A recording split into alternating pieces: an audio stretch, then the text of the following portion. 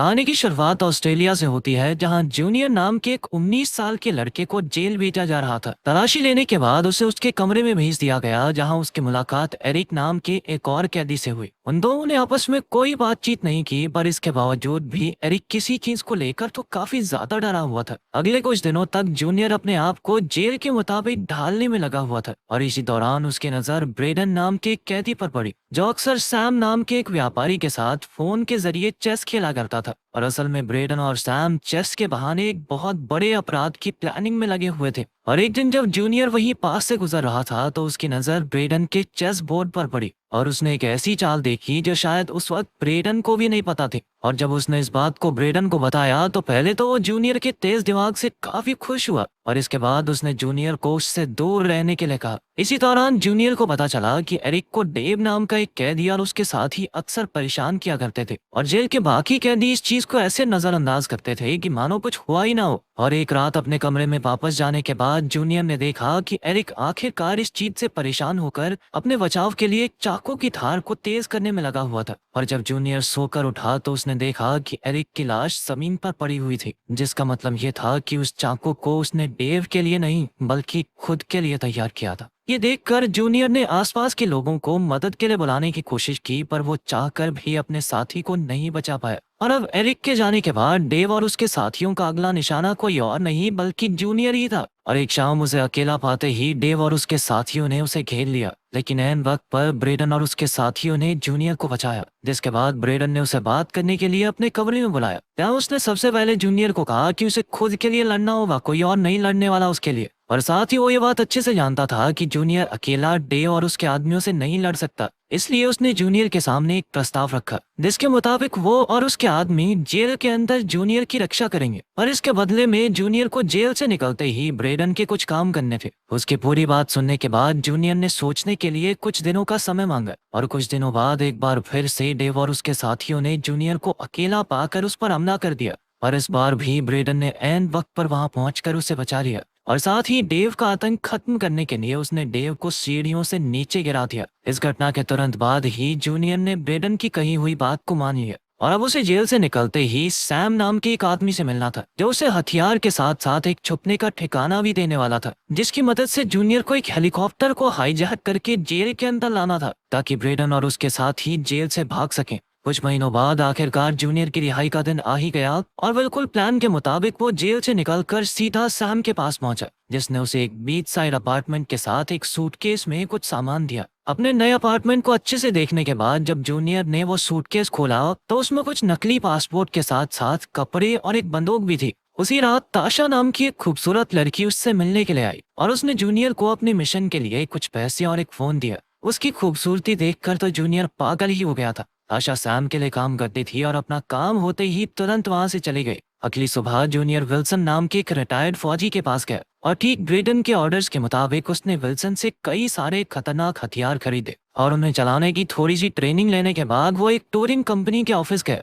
यहाँ से उसने एक हेलीकॉप्टर राइड बुक की, और बीच उड़ान में उसने अपनी बंदूक निकाल कर पायलट के सर पर रख दी, और उससे हेलीकॉप्टर को जेल की तरफ ले जाने को कहा। और इसी दौरान जेल में ब्रेडन, मर्व और स्टारियो ने किसी तरह से एक गार्ड को कैदी बनाकर जेल का मेन दरवाजा खुलवा दिया था। और इसके कुछ ही देर बाद जूनियर भी उस हेलीकॉप्टर के साथ वहां पहुंच गया, जिसके बाद वो लोग उस गार्ड को वहीं पर छोड़कर जेल से निकल गए। वो एक खाली माइन फील्ड में पहुंच गए, जहां सैम ने पहले से ही उनके लिए एक गाड़ी का इंतजाम किया हुआ था, और प्लान के मुताबिक वो लोग हेलीकॉप्टर और पायलट को भी वहीं छोड़कर उस गाड़ी में बैठकर वहां से निकल गए। रास्ते में वो लोग खाना खाने के लिए एक जगह पर रुके, जहां मर्व सभी के लिए खाना लाने के लिए रेस्टोरेंट में गया। और इसी दौरान सारे रेडियो स्टेशंस पर जेल से भागे कैदियों के बारे में खबर चल रही थी, जिसमें उनके नाम से लेकर उनके अपराध तक सभी चीजों के बारे में बताया जा रहा था। और इसी के जरिए उन्हें पता चला कि असल में मर्व एक छोटी बच्ची को छेड़ने के जुर्म में जेल में आया था। ये खबर सुनकर ब्रेडन और स्टानलो दोनों ही बहुत गुस्से में थे, क्योंकि मर्व ने उनसे ये बात छुपाई थी।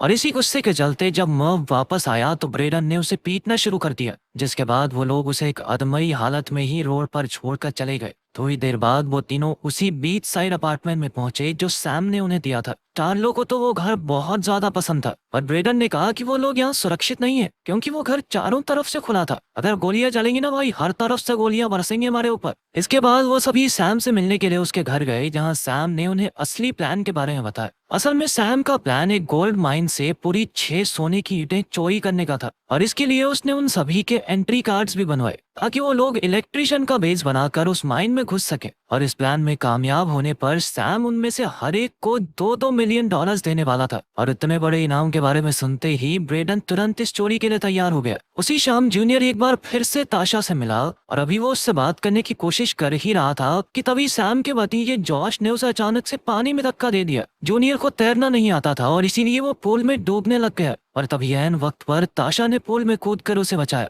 इधर पानी से बाहर निकलते ही जूनियर और जॉश आपस में बहस करने लग गए, पर तभी ब्रेडन ने उन्हें रोक दिया। थोड़ी देर बाद जूनियर काफी उदास होकर अकेला ही रोड पर घूम रहा था कि तभी ताशा ने उसे एक चाइनीज रेस्टोरेंट में खाना खाने के लिए पूछा, जिस दौरान जूनियर ने ताशा से अमीर होने के बावजूद भी सैम के साथ काम करने की वजह पूछी, जिस पर ताशा ने बताया कि जिस भी लड़की ने आज तक वहां से भागने की कोशिश की, सैम ने उन सभी को मरवा दिया था। अगली सुबह ब्रेडन बीती रात हुए हादसे से बहुत ज्यादा गुस्सा था, और साथ ही उसे जूनियर पर इस बात का गुस्सा आ रहा था कि भाई लड़की के चक्कर में क्यों पड़ रहा है, तो सारा काम खराब हो जाएगा। उस दिन वो लोग माइन के पास ही मौजूद एक नए घर में शिफ्ट हो गए, यहाँ से ब्रेडन और जूनियर माइन की रेकी करने के लिए गए और उन्होंने अपना पूरा प्लान तैयार किया। कुछ दिनों बाद आखिरकार वो दिन आ ही गया और वो सभी लोग, जिनमें जॉश भी शामिल था, इलेक्ट्रिशियन का बेस बनाकर माइन में घुस गए। और माइन के ठीक बाहर ब्रेडन का एक दोस्त स्टीव गाड़ी लेकर खड़ा था, जिसका काम उन्हें वहां से निकालने और पुलिस पर नजर रखने का था। बिल्कुल प्लान के मुताबिक ही जूनियर एक वेंटिलेशन डक्ट के जरिए उस कमरे में पहुंच गया जहाँ पर सोने को पिघलाकर उसे साफ किया जाता था। उस कमरे में घुसते ही उसने सभी लोगों को अपना कैदी बना लिया ताकि कोई भी अलार्म न बजा सके, और इसी बात का फायदा उठाकर बाकी कैदी भी वहां पहुंच गए। अंदर आते ही ब्रेडन ने 2 कर्मचारियों को गोल्ड ब्रिक्स बनाने के काम पर लगा दिया। सब कुछ प्लान के मुताबिक ही चल रहा था, पर तभी अचानक से जॉश डर गया और उसने एक आदमी के पैर पर गोली मार दी। इसी बात से गुस्सा होकर ब्रेडन ने उसके मुंह पर एक जोरदार मुक्का दे मारा, लेकिन तब तक काफी देर हो चुकी थी और इसके कुछ ही सेकंडों बाद स्टीव ने उन्हें पुलिस के आने की खबर दी। ये जानकारी मिलते ही ब्रेडन ने 6 गोल्ड ब्रिक्स अपने बैग में डाले, जिसके बाद वो सभी लोग कर्मचारियों के साथ ही छुपते छुपाते माइन से बाहर निकलने लगे। जहां पहुंचकर उन्होंने बाकी कर्मचारियों की मौजूदगी का फायदा उठाकर पुलिस वालों पर गोलियां चलाना शुरू कर दिया, और थोड़ी भगदड़ मचते ही वो लोग तुरंत गाड़ी में बैठकर वहां से निकल गए, जिसके बाद कई पुलिस की गाड़ियों ने उनका पीछा करना शुरू कर दिया। थोड़ी दूर जाते ही एक गोली सीधा आकर स्टारियो को लगी, जिसने उसे काफी ज्यादा जख्मी कर दिया। पर फिर भी किसी तरह से स्टीव ने पुलिस वालों को चकमा दे ही दिया, लेकिन तब तक स्टारलो को यह एहसास हो गया था कि वो अब जिंदा नहीं बचने वाला, और इसीलिए उसने उसका हिस्सा उसकी बेटी तक पहुंचाने को कहा। उन सभी को बहुत ज्यादा बुरा लग रहा था, पर अब उनके पास कोई दूसरा चारा नहीं था, और वो तुरंत अपनी गाड़ी को एक ट्रक में छुपाकर वहां से निकल गए। सैम ने उन्हें सबूत मिटाने के लिए गाड़ी को तबाह करने को कहा, जिसके बाद उन्होंने स्टारलो की लाश के साथ ही गाड़ी को आग लगाकर खाई में फेंक दिया। वापस घर आते वक्त जूनियर को ताशा का एक मैसेज आया, जिसमें उसने बताया कि सैम ने उन लोगों को धोखा दिया था, और ये मैसेज देखते ही जूनियर और ब्रेडन काफी ज्यादा परेशान हो गए, और इसीलिए वो लोग तुरंत एक कब्र पर गए जहां ब्रेडन ने पहले से कुछ पैसे छुपाए हुए थे। वो लोग जानते थे कि सैम उस गोल्ड की अदला बदली मेलबॉर्न में करने वाला था, और इसीलिए वो लोग भी मेलबॉर्न पहुंचने के लिए ट्रेन में चढ़ गए। ट्रेन में एक बार फिर जूनियर की मुलाकात ताशा से हुई, और इस बार वो दोनों एक दूसरे के काफी करीब आ गए। मेलबॉर्न पहुंचते ही उन लोगों ने एक सस्ता सा होटल लिया ताकि वो किसी की नजर में ना आए, और इधर ब्रेडन जूनियर और ताशा की नजदीकियों को लेकर काफी ज्यादा नाराज था। और एक रात जब ताशा बाहर गई हुई थी तो उसने जूनियर को सावधान करते हुए बताया कि ये लड़की धोखा भी दे सकती है हमें,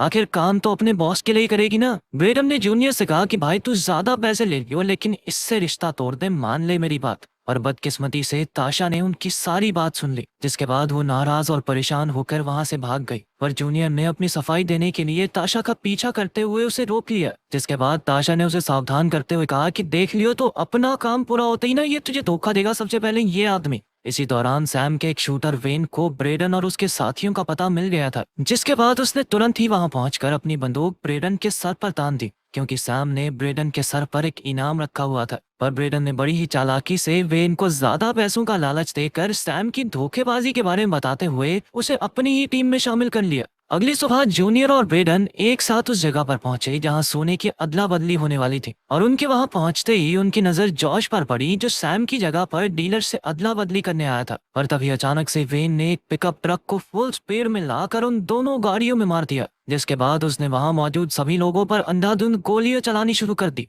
और इसी मौके का फायदा उठाकर ब्रेडन और जूनियर ने सोने के बिस्किट्स वाला सूटकेस चोरी कर लिया। जिसके बाद वो लोग अपना हिसाब बराबर करने के लिए सैम के घर पहुंचे, जहां ब्रेडन ने बिना कोई वक्त गवाए सीधा सैम को गोली मार दी। इसके बाद ब्रेडन और जूनियर ने सभी से छुपकर एक होटल किराए पर लिया, जहां पहुंचते ही ब्रेडन ने गोल्ड से भरा सूटकेस एक बेड के नीचे छुपा दिया। और वहीं दूसरी तरफ जूनियर किसी बहाने से बाहर निकला और उसने चुपचाप उस होटल का एड्रेस और चाबी ताशा को मेल कर दी। इसके बाद ब्रेडन और जूनियर ने एक बोट खरीद कर हमेशा के लिए देश छोड़ने का फैसला कर लिया। और रास्ते में वही हुआ जो ताशा ने पहले से कहा था। पैसे आते ही ब्रेडन ने जूनियर को धोखा दे दिया और अब वो जूनियर को सिर्फ थोड़ा सा ही हिस्सा देने वाला था। लेकिन अब तक जूनियर ने भी कई सारे खूंखार अपराधियों के साथ काफी समय बिता लिया था और वो भी पहले से समझ चुका था कि भाई ये बंदा जरूर धोखा देगा, जिसके चलते उसने ताशा की मदद से असली सोने के पत्थर को ही बदल दिया था। ये खुलासा होते ही ब्रेडन गुस्से से पागल हो गया और उसने सीधा जूनियर पर हमला कर दिया, जिसके चलते वो दोनों ही पानी में गिर गए। पर इधर जूनियर को तो बिल्कुल भी तैरना नहीं आता था,